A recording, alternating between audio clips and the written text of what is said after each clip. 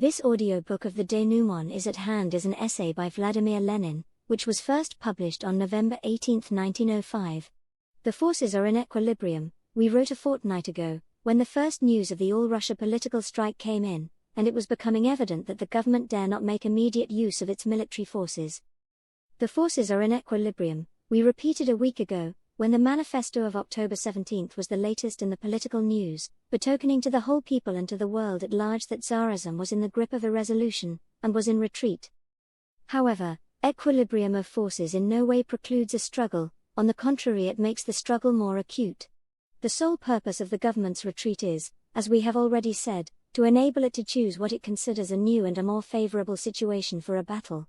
The proclamation of the liberties that adorn the scrap of paper known as the Manifesto of October 17 is merely an attempt to prepare the moral conditions for a struggle against the revolution, while Trepov, at the head of the All-Russia Black Hundreds, prepares the material conditions for that struggle.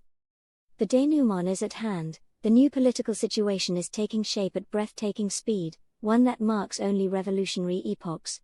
In words, the government has begun to fall back, but indeed it has immediately begun to prepare for an offensive. Promises of a constitution have been followed by the most brutal and ugly acts of violence, which have seemed purposely designed to give the people a still more striking object lesson of the real significance of the autocracy's real power. The contrast between promises, words and scraps of paper, on the one hand, and the facts of reality on the other has become infinitely more manifest. Events have begun to provide telling confirmation of a truth we long ago proclaimed to our readers, and shall repeat over and over again, namely, that until Tsarism's actual power is overthrown, all its concessions, and even a constituent assembly, are a phantom, a mirage, a piece of deception. The revolutionary workers of St. Petersburg made this perfectly clear in one of those daily bulletins that have not yet reached us, but are being referred to more and more frequently by foreign newspapers, astounded and frightened by the might of the proletariat. We have been granted freedom of assembly, the strike committee has written, we are translating from the English back into the Russian, so some inaccuracy is of course inevitable in the rendering, but our meetings are surrounded by soldiers. We have been granted freedom of the press, but censorship continues. Freedom of learning has been promised, but the university is occupied by troops. Inviolability of the person has been promised, but the prisons are packed with arrested people. We have been granted Vita, but Trepov still exists. We have been granted a constitution, but the autocracy still exists. We have been granted everything, but we have nothing. The manifesto has been suspended by Trepov. The constitution has been held up by Trepov. The real significance of the liberties granted has been clarified by the selfsame Trepov. The amnesty has been mangled by Trepov. But who is this Trepov? Is he some extraordinary personality, whose removal is of special significance? Nothing of the kind. He is just a most ordinary policeman, who is doing the autocracy's everyday work, with the military and the police at his disposal. Why is it that this most ordinary policeman and his routine job have suddenly acquired such extraordinary importance? It is because the revolution has made immense progress, and had brought the denouement closer. Led by the proletariat, the people are becoming politically more mature with every day, nay with every hour, or, if you will, not by the year but by the week.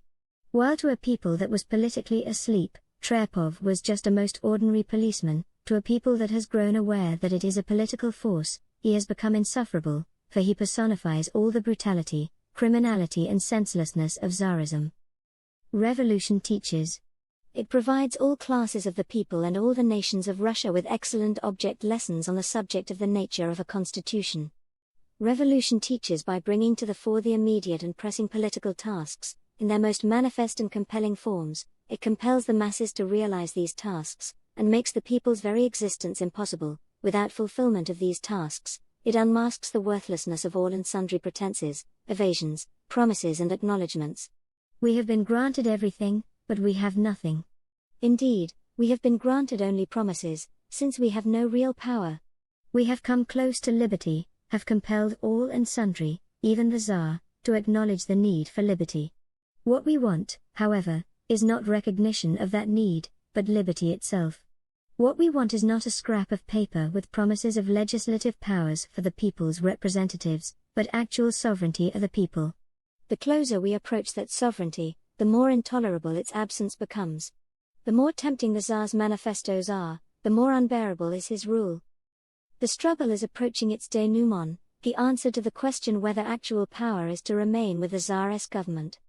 As for recognition of the revolution, it has now been generally recognized. It was recognized quite long ago by Mr. Struve and the Overboshchenie gentry. It is now recognized by Mr. Witte and by Nicholas Romanov.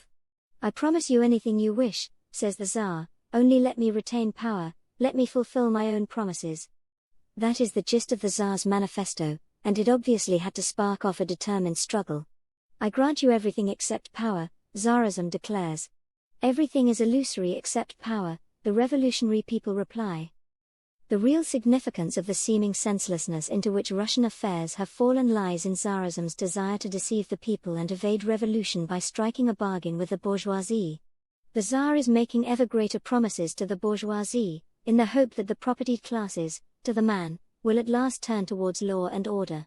However, whilst that law and order is exemplified in the excesses of Trepov and his Black Hundreds, the Tsar's appeal seems likely to remain a voice crying in the wilderness. The Tsar stands in need of both Witte and Trepov in equal measure, Witte to attract some, and Trepov to intimidate others, Witte for promises, and Trepov for action, Witte for the bourgeoisie, and Trepov for the proletariat. Before our eyes there is again unfolding, only this time on a far higher level of development, a scene the same as that witnessed at the beginning of the Moscow strikes. The liberals are doing the negotiating, while the workers are doing the fighting. Trepov has an excellent understanding of his role and his real significance.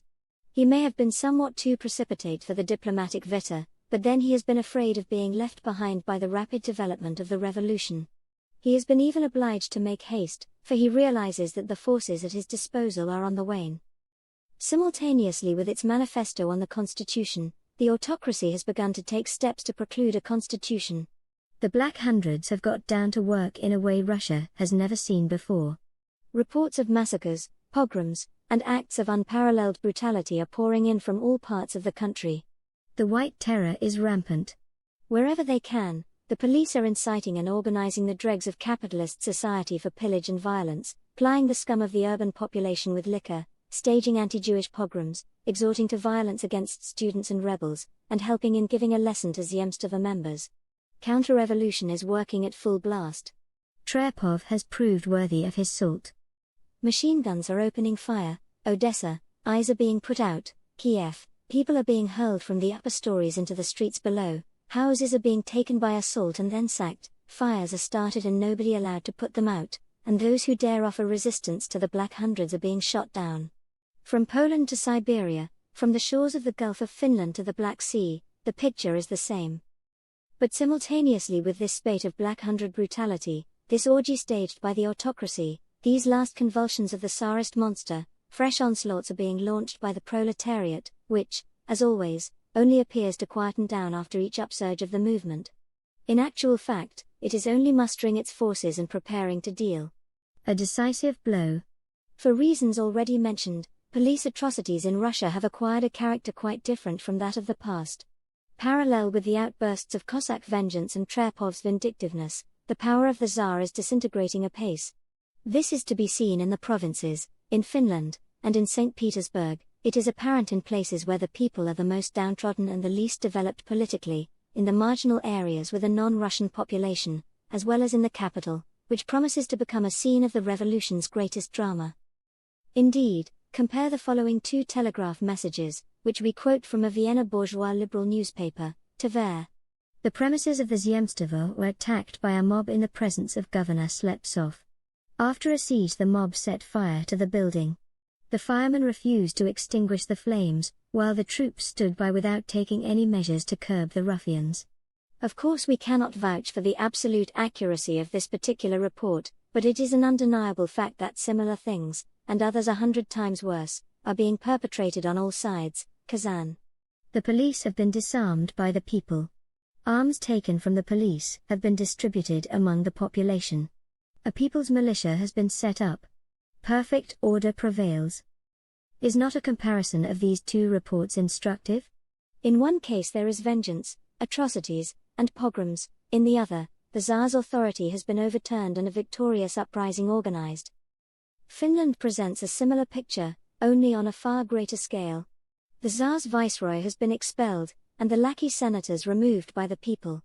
The Russian gendarmes are being driven out and are trying to take reprisals by damaging railway communications. In such cases, armed detachments of the people's militia are sent to arrest the disorderly gendarmes. A meeting of Tornio citizens has decided to organize the import of weapons and free literature. Thousands and tens of thousands in town and countryside are enrolling in the Finnish militia.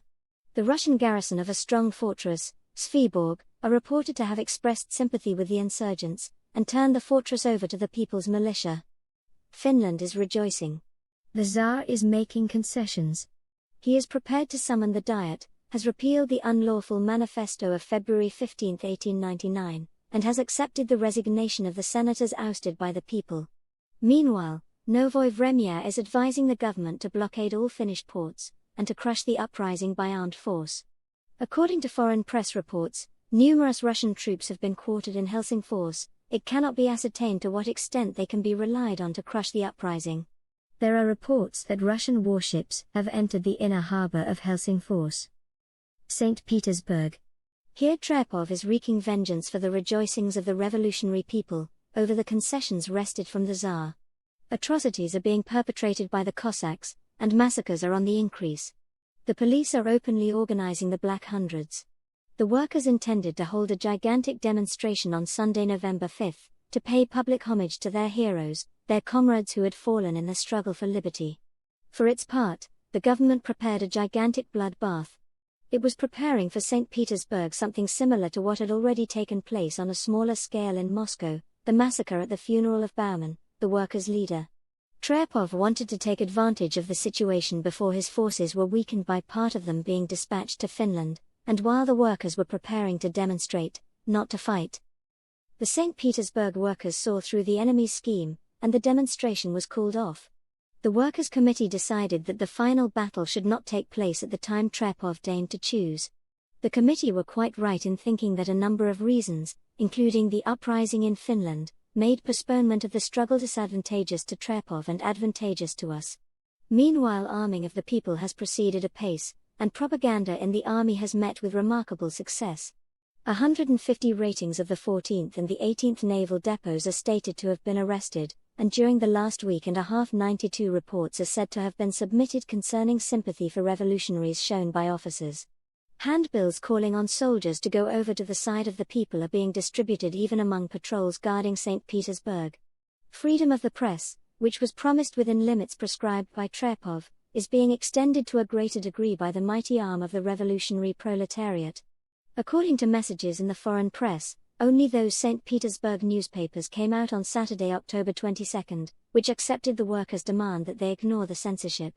2 St. Petersburg German-language papers that wished to remain loyal, i.e., servile, could not come out. From the moment the St. Petersburg Strikers' Union, but not Trepov, began to determine the bounds of legality, the legal papers began speaking up in extremely bold tones. The strike has been only suspended, reads a cable to the Neue Freie Press of October 23. The strike, it is reported, will be resumed when the time for a final blow at the old order arrives. Concessions no longer make the least impression on the proletariat. The situation is highly dangerous. Revolutionary ideas are gaining an increasing hold on the masses.